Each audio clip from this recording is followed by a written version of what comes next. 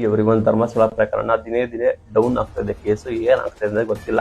ಸರ್ಕಾರದ ಮಟ್ಟದಲ್ಲಿ ತನಿಖೆ ಆಗ್ತಿರೋ ಪ್ರಕಾರ, ಮಾಧ್ಯಮದಲ್ಲಿ ಬರ್ತಿರೋ ಪ್ರಕಾರ ಕೇಸ್ ಹಳ್ಳ ಹಿಡಿದಿದೆ. ಕೇಸ್ ಕತೆ ಮುಗಿದೋಯ್ತು. ಯಾವುದೇ ರೀತಿ ಕುರುಗಳು ಸಿಕ್ಕಿಲ್ಲ. ಇನ್ನೇನು ಸಿಎಂ ಜೊತೆ ಮಾತುಕತೆ ನಡೀತಾ ಇದೆ. ಅಂತಿಮ ವರದಿ ಬರ್ದೇ ಇದ್ರು ಕೂಡ ಮಧ್ಯಂತರ ವರದಿಯನ್ನು ತೆಗೆದುಕೊಂಡು ಇದನ್ನು ಸ್ಥಗಿತ ಮಾಡುವ ಸಾಧ್ಯತೆ ಇದೆ ಅಂತ ಹೇಳಿ ಎಲ್ಲಾ ಮಾಧ್ಯಮಗಳು ವರದಿ ಆಗ್ತಾ ಇದೆ. ಬರೋಬ್ಬರಿ 13 ಸ್ಫೋಟಗಳನ್ನ ಆಗಿದ್ರು ಕೂಡ ಏನು ಕೂಡ ಸಿಕ್ಕಿಲ್ಲ. ಕೆಲವೊಂದ್ ಕಡೆ ಕುರುವು ಸಿಕ್ಕಿದ್ರು ಕೂಡ ಅದು ಏನು ಪ್ರಯೋಜನಕ್ಕೆ ಬರ್ತಾ ಇಲ್ಲ ಅಂತ ಹೇಳ್ತಾ ಇದ್ದಾರೆ.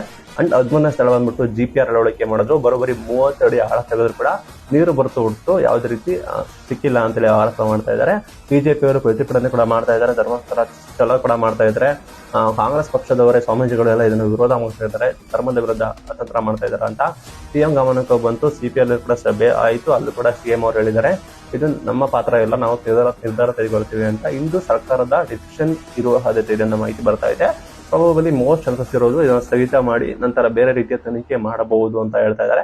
ಈಗ ಅನಾಮಿಕ ವ್ಯಕ್ತಿ ಇದ್ನಲ್ಲ, ಅವನನ್ನು ವೈಭವೀಕರಣ ಮಾಡಿದ್ದಾರೆ. ಅದು ಇಂಟರ್ನ್ಯಾಷನಲ್ ನ್ಯೂಸ್ ಕೂಡ ಆಗಿದೆ ಅಂತ ಹೇಳಿ ಕಾಂಗ್ರೆಸ್ ಪಕ್ಷದವರೇ ಹೇಳ್ತಾ ಇದ್ದಾರೆ.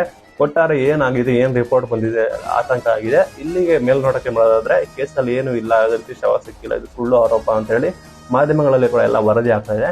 ಇದರ ಬಗ್ಗೆ ನಿಮ್ಮ ಅಭಿಪ್ರಾಯ ಕಮೆಂಟ್ ಮೂಲಕ ತಿಳಿಸಿ. Thank you for watching.